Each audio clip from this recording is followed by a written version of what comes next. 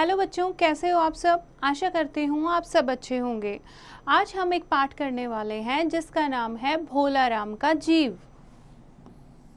क्या उद्देश्य है इस पाठ का? इस पाठ में लेखक हरिशंकर परसाई ने आधुनिक समाज में व्याप्त भ्रष्टाचार पर करारा प्रहार किया है। कहानी धर्मराज और चित्रगुप्त के संवाद से प्रारंभ होती है, जिसमें यह स्पष्ट किया गया है कि आज भी गरीबों की दया हालत और सरकारी अधिकारी कैसे काम करते हैं। आज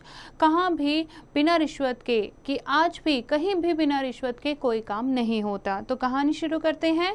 ऐसा कभी नहीं हुआ था। धर्मराज लाखों वर्षों से असंख्य आदमियों को कर्म और सिफारिश के आधार पर स्वर्ग या नरक में निवास स्थान अलॉट करते आ रहे थे, पर ऐसा कभी नहीं हुआ था। सामने बैठे चित्रगुप्त बार बार चश्मा पोंछे, बार बार थूक से पन्ने पलट पलट कर और रजिस्टर पर रजिस्टर देख रहे थे। गलती पकड़ में ही नहीं आ रही थी। आखिर उन्होंने खींच कर रजिस्टर इतनी जोर से बंद किया कि मक्खी चपेट में आ गई। उसे निकालते हुए वे बोले, हमारा रिकॉर्ड सब ठीक है। भोलाराम के जीव ने 5 दिन पहले देह त्यागी है और यमदूत के साथ इस लोक के लिए रवाना हुआ है, पर वह यहाँ अभी तक नहीं पहुंचा। चित्रगुप्त कौन होता है बच्चे? जो आप मरने के बाद अच्छे बुरे का जो डिसाइड करते हैं कि नरक जाना है इस आत्मा को या स्वर्ग जाना है। तो यहाँ पर ऐसी ही एक बात हो रही है।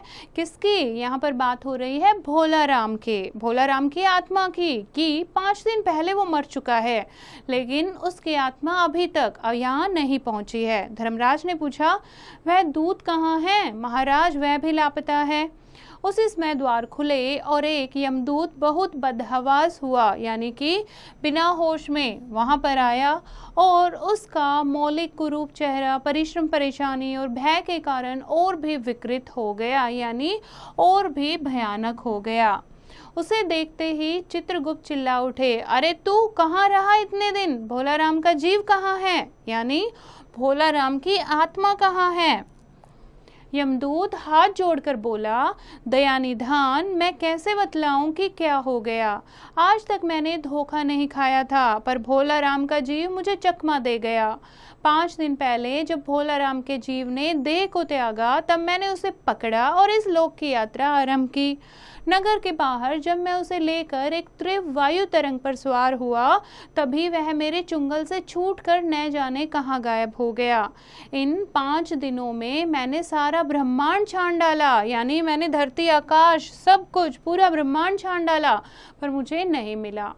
धर्मराज क्रोध से बोले, मूर्ख, जीवों को लाते लाते बूढ़ा हो गया, फिर भी एक मामूली बूढ़े आदमी के जीव ने तुझे चकमा दे दिया। अब आगे देखते हैं क्या होता है।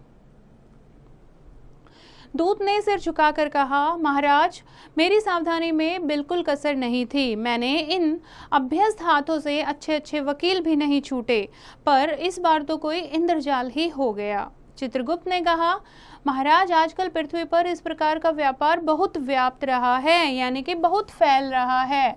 लोग दोस्तों को कुछ चीज भेजते हैं और उसे रास्ते में ही रेलवे वाले उड़ा देते हैं।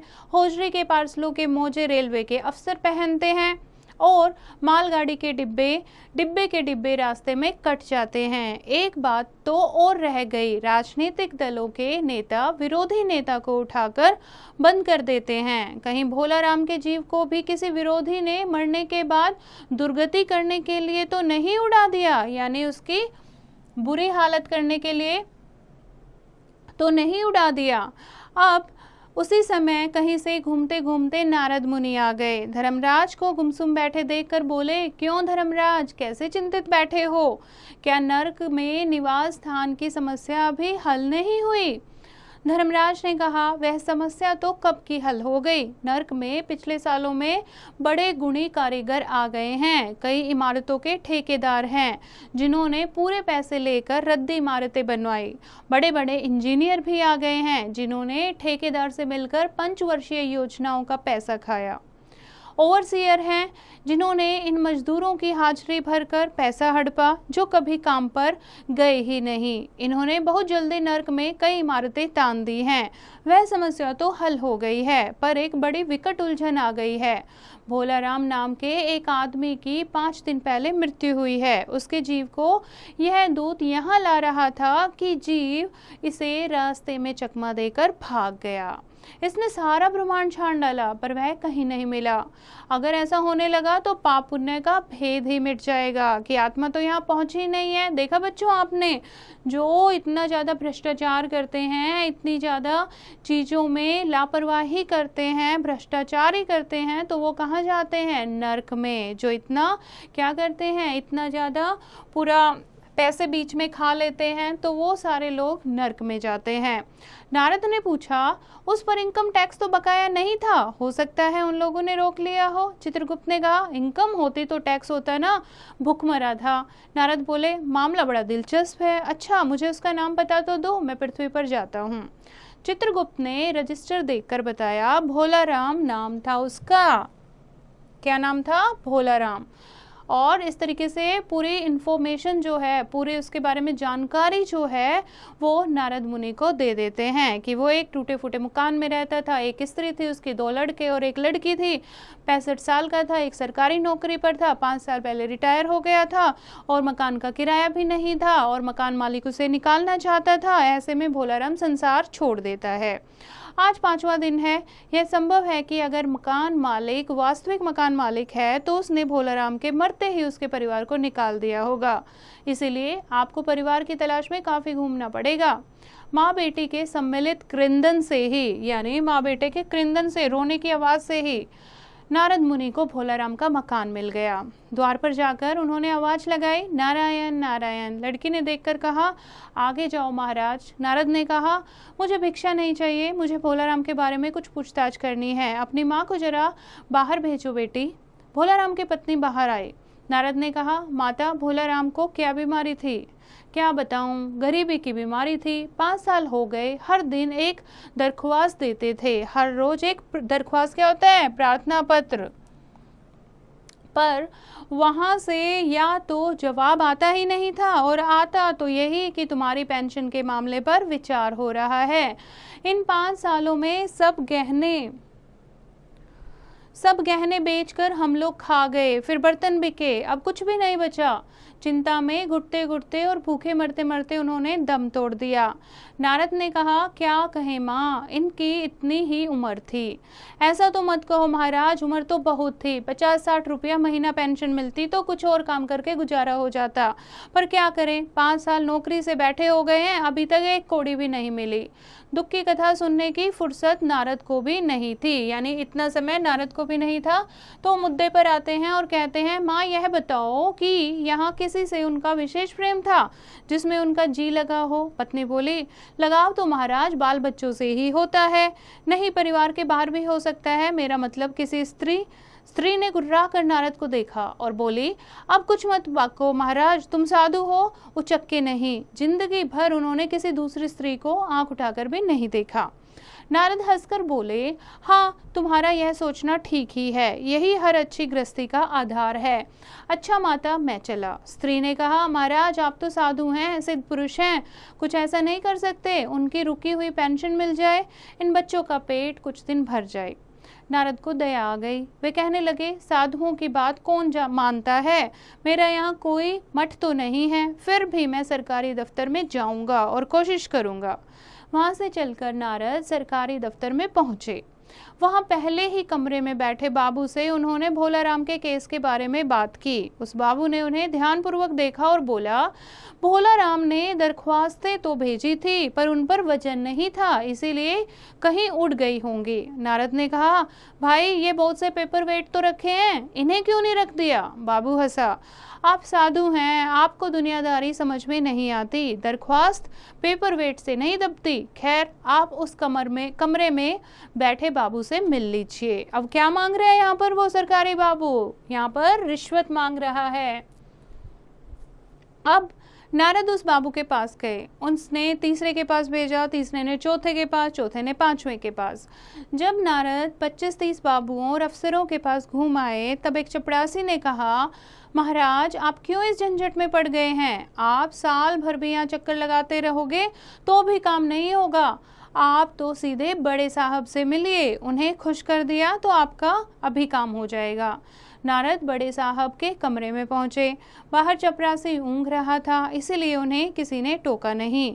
बिना विजिटिंग कार्ड के आया देख साहब बड़े नाराज हुए। बोले, इसे कोई मंदिर वंदिर समझ लिया है क्या? धड़धड़ाते हुए चले आए, चिट क्यों नहीं भेजा?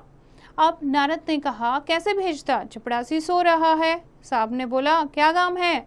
नारद ने भोलाराम की पेंशन का केस बताया। साहब बोले, आप हैं वैरागी, दफ्तरों के रीति रिवाज नहीं जानते। असल में भोलाराम ने गलती की। भाई, यह भी एक मंदिर है, यहाँ भी दान पुण्य करना पड़ता है।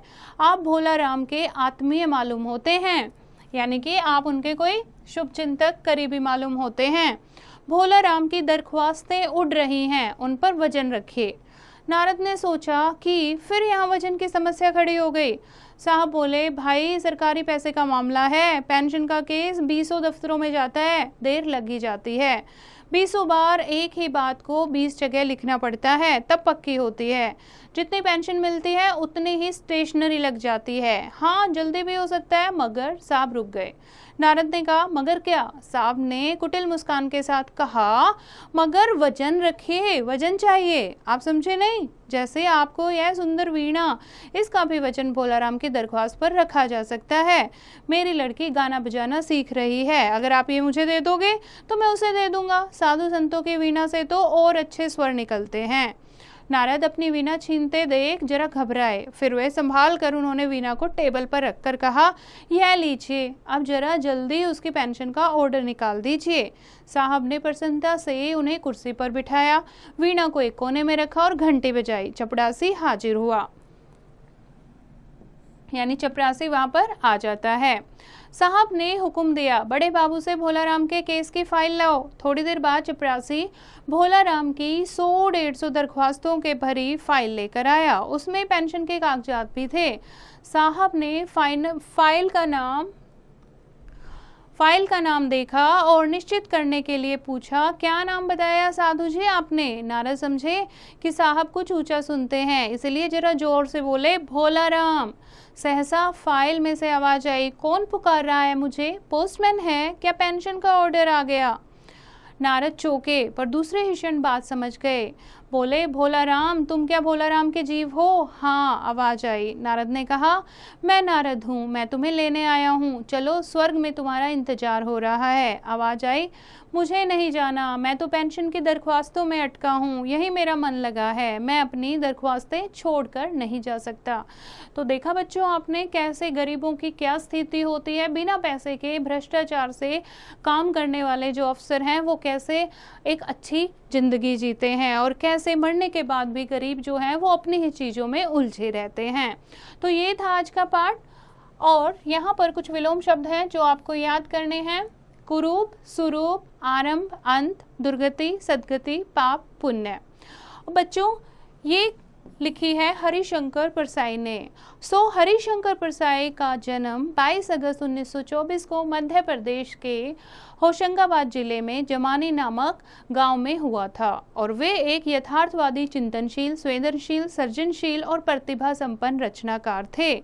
उनकी प्रारंभिक शिक्षा इटारसी में हुई। पढ़ने की तीव्र अभिलाषा के कारण उन्होंने नागपुर विश्वविद्यालय से हिंदी में एमए किया।